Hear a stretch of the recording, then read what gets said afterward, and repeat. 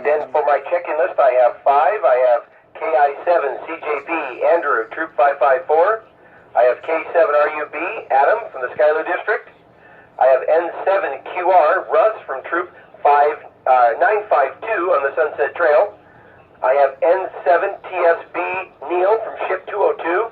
And I have N7TOO Andrew from Troop 554. Are there any corrections to that readback? Yes, 592.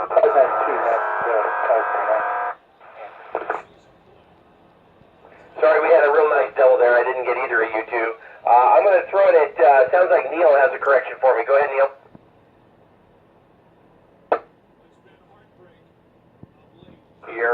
You are correct for Neil, N7TSB. All right, then the others that tried to chime in for corrections, go ahead.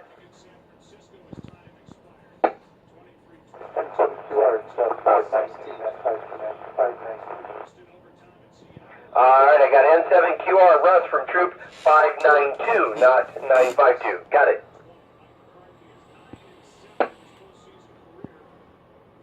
It's November 4 Tango Oscar. This is Andrew. You know, I hope you pick out that call sign. You think I'd at least get that right. All right, Andrew, I got you corrected as N4TOO.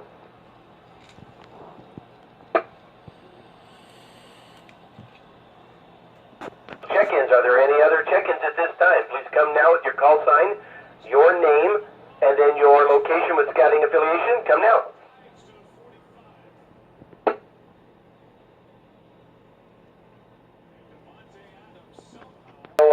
Further check-ins at the moment. I'll go ahead and kick off tonight. This is N7CKY for the Sunday Night Roundtable, Cascade Pacific Council, Boy Scouts of America. I had a conversation with getting prepared for our area's field day coming up in June. So I had the entire board there, and I was the youth liaison officer to talk about how to help out kids get involved with field day.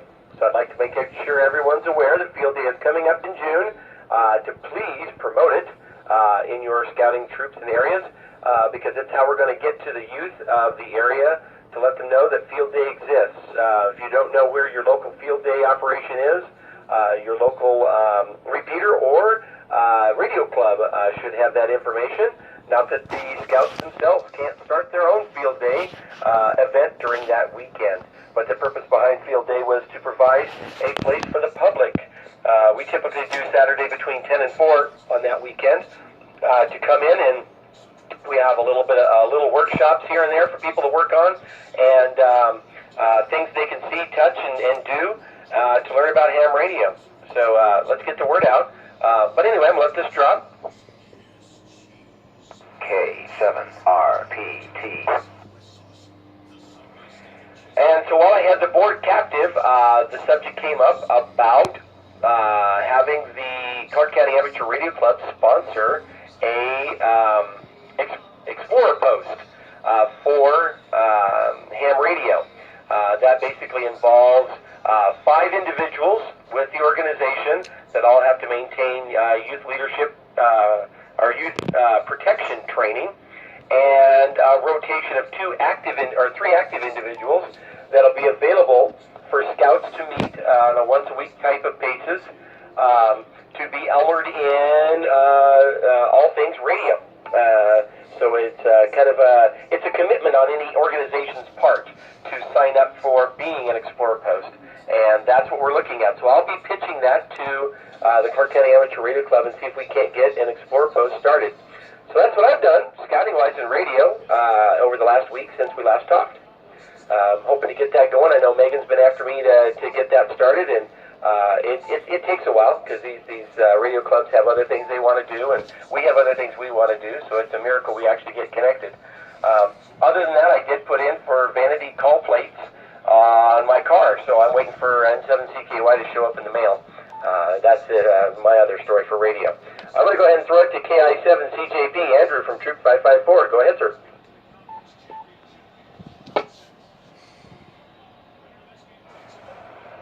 Yeah, thank you. So I'm actually trying something new. I'm actually talking Echo Link right now. So it's pretty fun. The hard part for me right now is I'm hearing my dad's radio right behind me talking the exact same things I'm saying. So that's always confusing. But with you, I've been doing some help with the other Andrew had checked in a little later in the list, his Eagle Scout project, and we basically got it all done. We had a few things we still have to add and clean up the code for his Eagle Scout project.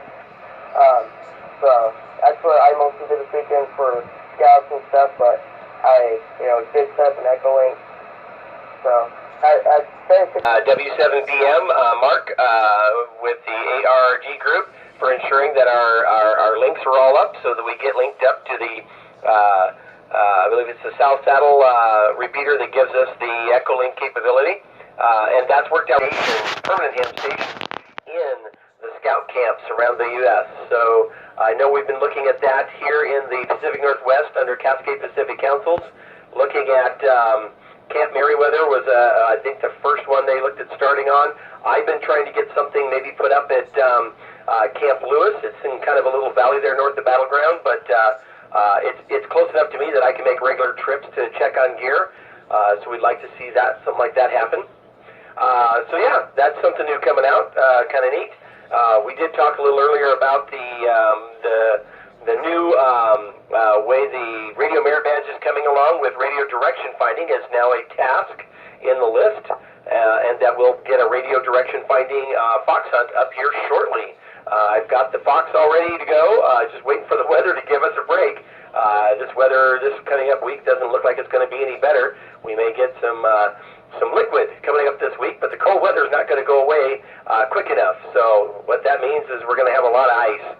I'm not sure I'm going to be going to work much this next week either as a result. Let me let this drop.